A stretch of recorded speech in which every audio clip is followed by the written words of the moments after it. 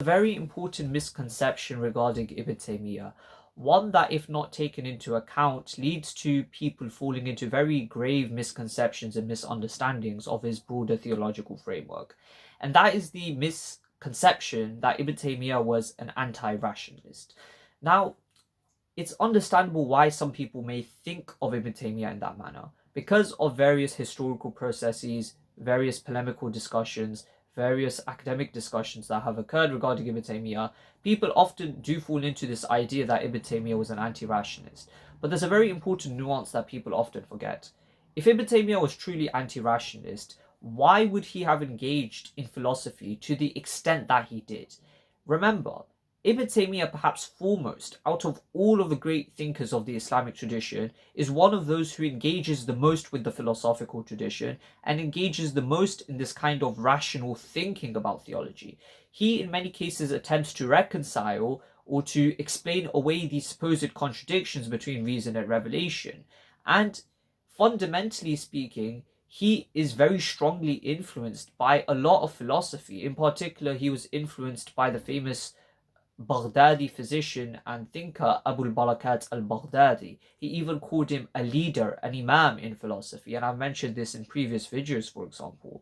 The point being that Ibn Taymiyyah very heavily engages in philosophy and rationalistic thinking, perhaps even more so than his opponents such as the Ash'aris, for example.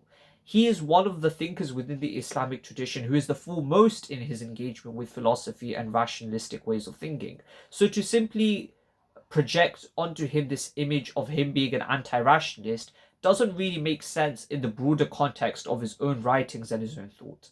What really is the case is that Ibn Taymiyyah specifically was very critical of the philosophers of Islam and the Kalam sects, the sects that engaged in this kind of rational theology based upon the Kalam method, such as the Mu'tazila, the Ash'aris, the Maturidis.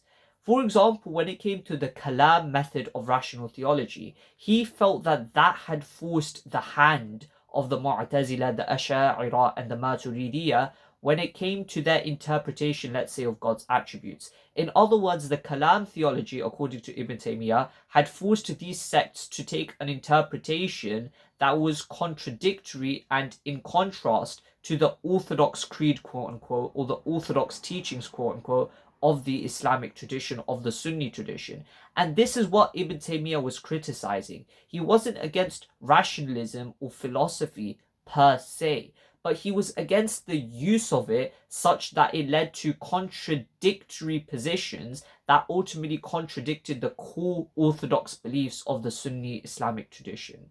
This is, of course, in the background of Ibn Taymiyyah identifying himself with the Hanbali theological school or the Athari theological school, which, keep in mind, has a very kind of orthodox, so to speak, a normative, a scripture-based or a scripture-centric approach to theology, in contrast to the rationalistic theological sentiments and tendencies of other sects, or the outright philosophical tendencies of even more extreme sects, let's say. Ibn Taymiyyah is based within this context. Yet Ibn Taymiyyah does digress from the Hanbali school in general when he engages very heavily in certain philosophical concepts or he engages in philosophical jargon and discussion. In that sense, he's very unlike other Hanbali theologians, other Athari theologians who abstain from engagement in philosophical discussion and rationalistic theological jargon. Yet he engages the foremost with this out of any other thinker, perhaps. And so, whilst Ibn Taymiyyah is based within this Hanbali tradition, he still uses a lot of these rational concepts to explain himself, and he debates within a very much rationalistic approach. So what he is criticizing from, let's say, the Islamic philosophers or the Mu'tazila or the Ash'aris is not necessarily rationalism or rationalistic methods of theology per se. What he was trying to argue against was that their understanding, their theological tendencies of rationalism, of philosophy, had led them to assert doctrine, assert creed, assert beliefs that went against core Islamic normative Sunni teachings. In other words, the methods that they had employed had led them to going against core tenets of Islam.